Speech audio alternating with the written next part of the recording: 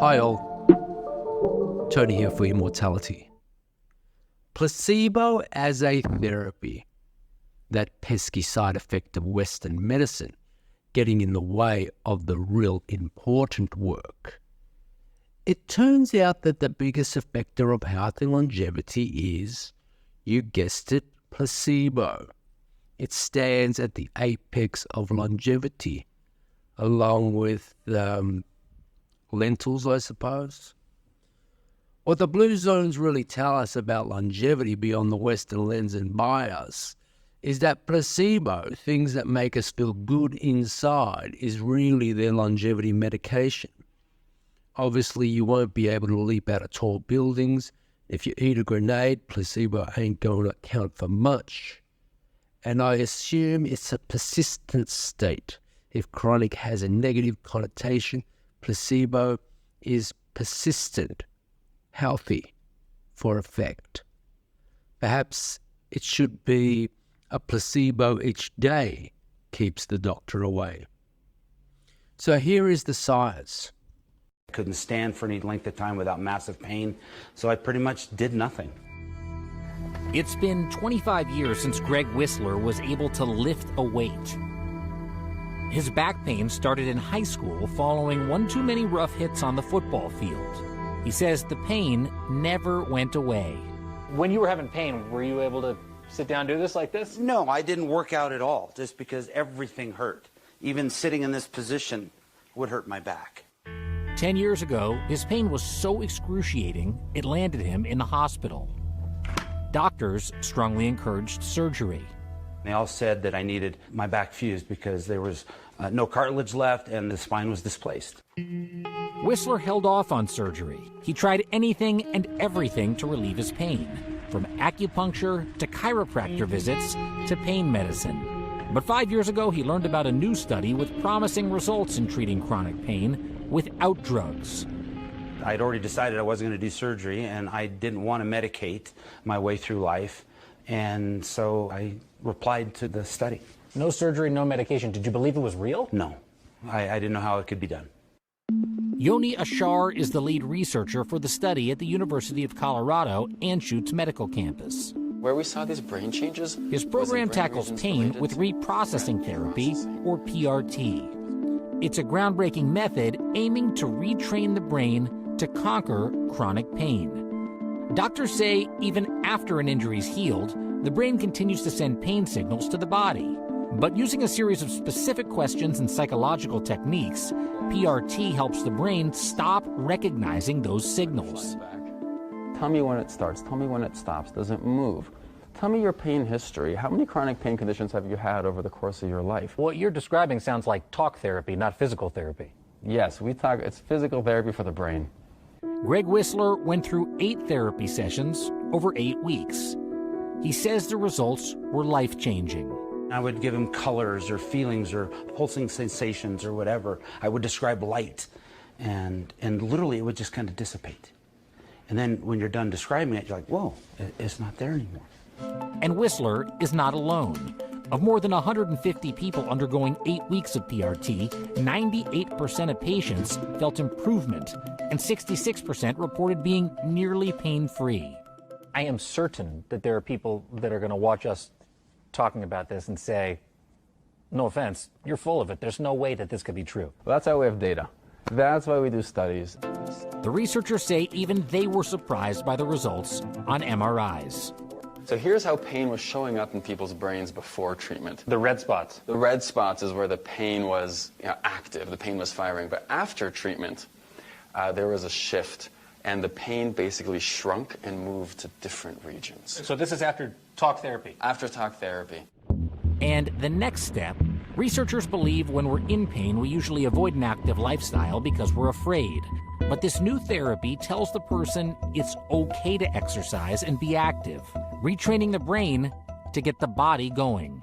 People don't like when they're told it's all in your head. But isn't that kind of what you're saying here? We're telling people it's all in your brain. Before PRT, Whistler was reluctant to exercise. I'd stopped walking, I'd stopped exercising, I'd stopped riding bikes, stopped riding motorcycles, stopped skiing, stopped doing all the things that I'd loved. But now, 5 years after PRT, Whistler says he's lost 50 pounds and is back to doing the things he loves, pain-free. I know in my life it has been transformational. Placebo here is measurable, observable. We can observe from brain scans which part of the brain tells us we are aging and more. And we can compare that to young people. And we can retrain the brain. We can also determine what activities, what communication works the best. We can map the longevity pathways and then activate them daily. Placebo as a therapy. This is like staying awake all day after having a strong cup of coffee in the morning and then smelling the coffee for an identical effect. It activates the brain without actually drinking the cup of coffee. The master controller of health and longevity in the human body is, after all, the brain, and consciousness can affect that master controller because it's homogeneous. The frontier is understanding longevity, pain, frailty, and aging, and then retraining the brain to a more efficient state. It's placebo as a science, and it's pretty simple. Understand the pathways, retrain the brain. No pills, no surgery, no drug approvals. It makes placebo a measurable science. It can take your fears and turn them into exhilaration. And if it doesn't, we can see it on a screen. The maximum percentage effectiveness of the placebo effect recorded is 85%. This was found in a study of patients with Parkinson's disease who were given either a placebo or a real drug for their condition. The patients who received the placebo showed a significant improvement in their symptoms, even though they were not actually taking any medication. The study was published in the journal The Lancet in 2002. Lancet Psychiatry. We are undervaluing the placebo effect. The placebo effect does not mean you are insane. It means the brain is the master controller. In another study, 42% of the participants achieved full remission from depression in the sham placebo group, with all participants on antidepressant medication not achieving remission.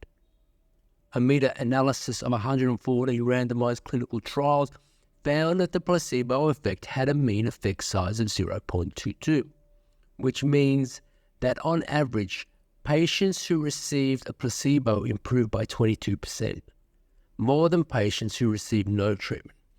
However, the placebo effect can be much larger in some cases.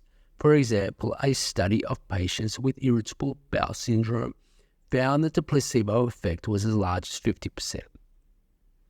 This might sound modest, but this is more than most approved medications, and it does so on and on across the board.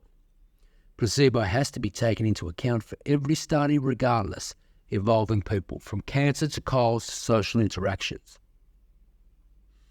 Can we map these brain circuits that control our health and longevity, aging, pain and frailty, and then develop effective retraining techniques? I mean, its potential is amazing and it's measurable. It's definitely not patentable. And what about optimization?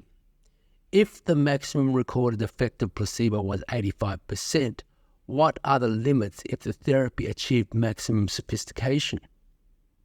While we certainly do not need to be in a position of reversing disease with placebo, we do want to prevent disease by any means, including placebo. And do we massively underestimate the brain? Personally, I'm sold on placebo. Where can I buy the brain scan machine? Let's investigate placebo and retrain the brain. Elizabeth Sullivan has lived in the same Fort Worth, Texas house since 1942. It's so nice to meet you. Thanks for inviting us to your home. I'm glad for you to come in. And she has just celebrated her 104th birthday, as the big balloons in her living room make clear. You had your driver's license until last January? That's until right. you were I 103? was driving everywhere. You were? Yeah, I was going to church. I was going to the woman's club. I was playing bridge. I was doing everything. She credits at least some of her longevity to a Lone Star State favorite. Now you're drinking Dr. Pepper right now. That's exactly right. That stuff is good. It's got sugar in it, and two doctors have told me that if I drink it, I will die, but they died first. Okay, so that's proof that it's good for you. Tony, over and out.